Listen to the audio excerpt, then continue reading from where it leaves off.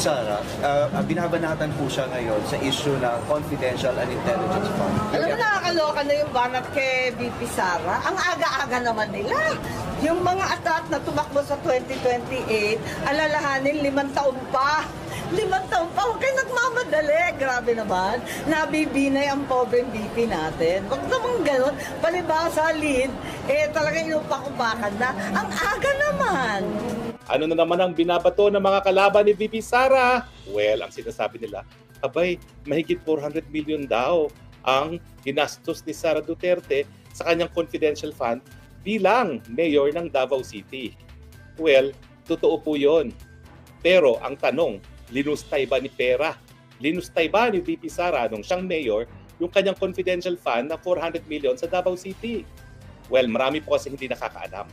Pero ang pagiging mapayapa at insurgency-free ng Davao ay 1 taon pa lamang po. Ngayong taong ito, isa-celebrate natin yung first year na insurgency-free ang Davao. Pero dati-rati po ang problema, hindi lang ang mga pumapatay na kapwa Pilipino na mga terorista ng CPP-NPA na may mga kakampi sa Kongreso, kundi nandyan din po ang mga terorista. Malapit po ang Davao sa Marawi. Malapit po ang Davao sa lahat ng lugar na merong nagaganap na labanan.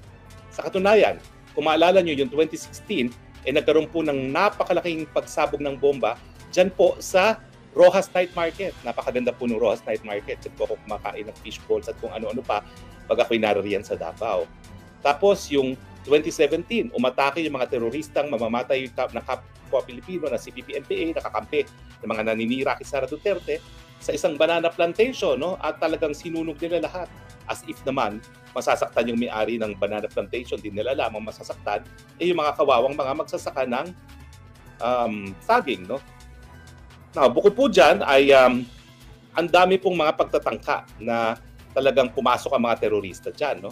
Kaya nga po bumuo ng Task Force Davao para masiguro na bagamat napapaligitan ng mga kuta na makalaban ng gobyerno ang Davao City, nandyan po ang Maguindanao, nandyan po ang yung mga area ng Cotabato, no, na talagang maraming labanan at hindi lang po dyan. Sa ibang rehiyon ng Davao, sa Davao del Sur, sa Davao Oriental, dyan po yung pinakamataas na populasyon ng mga teroristang CPP-NPA. Kaya kinakailangan bumuo ng Task Force Davao para maprotektahan naman yung syudad doon sa pagpasok ng mga terorista at ng mga CPP-NPA. So, matapos po ang dalawang termino ng VP Mayor Sara as Mayor of Davao, siya po ngayon, ang syudad ng Davao, ay insurgency-free.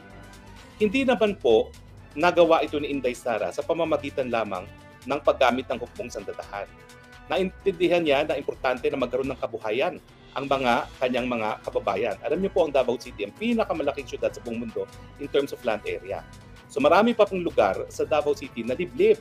So doon sa mga liblib na lugar na yan, kinailangan talaga magsimula ng mga livelihood. At isa sa dati na talagang no man's land, na talagang kontrolado ng mga teroristang CPP-NPA, ay yung lugar na tinatawag na Pakibato. No?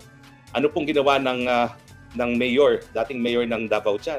Siya po yung nagsimula ng mga livelihood program, lalong-lalo na yung kakao.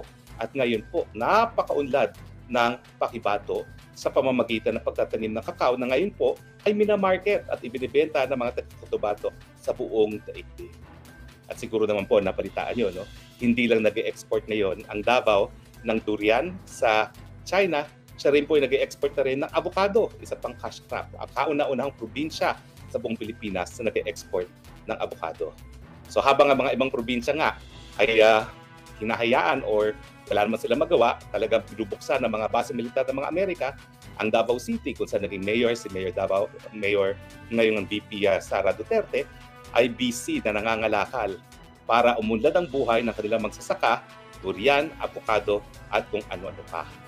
So ngayon, kung tatanungin ng Krappler, saan dinala ni Inday Sara yung kanyang confidential fund? Well, linabanan po ang teroristang CPP-NPA, linabanan yung iba pang mga terorista gaya ng ISIS na bantang pumasok sa siyudad ng Pasay tuloy, ng Davao, siyudad ng Davao. Ginamit niya ang confidential fund ng sa gayon, makatulog ng mahimbing sa gabi ang mga taga Davao City. So ngayon ang issue, saan gagamitin ni VP Sara ang kanyang confidential fund na nabalita na natanggal na sang-ayon sa chairman ng Committee Appropriations. Well, kung hindi po yan tinanggal, gagamitin din niya sa mga parehong pamamaraan na ginamit niya nung siya ay mayor ng Davao City. Tututukan niya yung mga lugar na mahihirap na kinakailangan bigyan ng tulong na hindi nakalagay sa line item appropriation ng kahit anong departamento ng gobyerno. Pagpapatuloy niya yung laban sa mga teroristang CPP-NPA at iba pang mga teroristang elemento. Yan naman po ang gamit ng confidential fund. Kung meron po kasing makakapagbigay ebidensya na binulsa ni Inday Sara ang kanyang confidential fund, whether be it as Davao City Mayor or as Vice President and Secretary of DepEd, ilabas po ang ebidensya. Huwag lang po tayo gumawa ng gumawa. Pero mga kababayan, naku, mukhang hindi pa tapos ang laban ni Bibi Sara sa mga tabaluslos. Dahil alam niyo naman po, bilang isang dating kongresista, walang nangyayari talaga dyan sa Kamara de Representante na walang basbas ng speaker.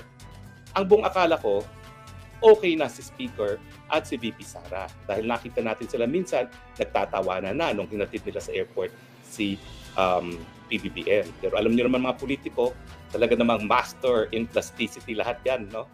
Siguro, no exception itong dalawa, no?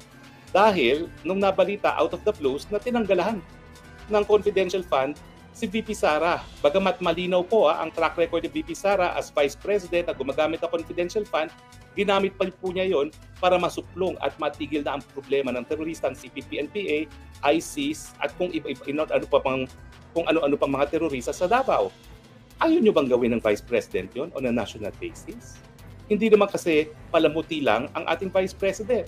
Kakampi siya ng Presidente. At dapat kapit-bigsit sila ng dalawa ng Presidente sa unit team na sugpuin itong mga problemang ito. Bakit ipagkakait kay VP Sara?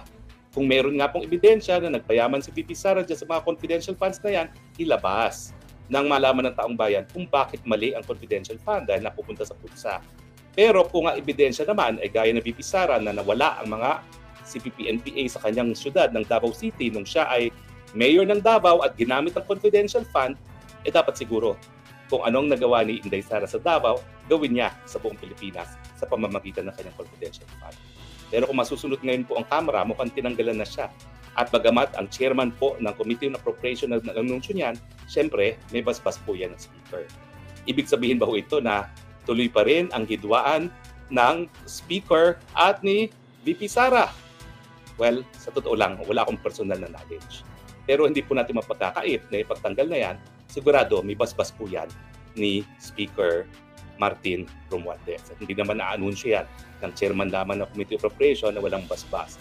At kung ito ay pagpapatuloy ng hidwaan ng kanilang dalawa, dahil nga doon sa pagtanggal kay dating Presidente GMA as Senior Deputy Speaker, well, your guess is as good as mine. Pero hindi naman tayo napanganak kahapon lamang, syempre hindi natin mapapagkaila, baka may kinalaman ba yun? At baka patuloy na nga ito dahil ang patungo nito ay 2028. Bagamat maaga pa, alam naman natin na talaga namang magpaplano rin ang Speaker Romualdez na maging kapalit ng kanyang pinsang buo. Bakit ibibigay pa sa iba? No?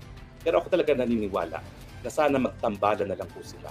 Dahil nung last elections naman, ewan ko ba, maybe I'm idealistic talaga namang ang feeling ko, bagay naman na pinapakilala ni Speaker Martin Romualdez si VP Sara bilang kandidato ng lakas as Vice President.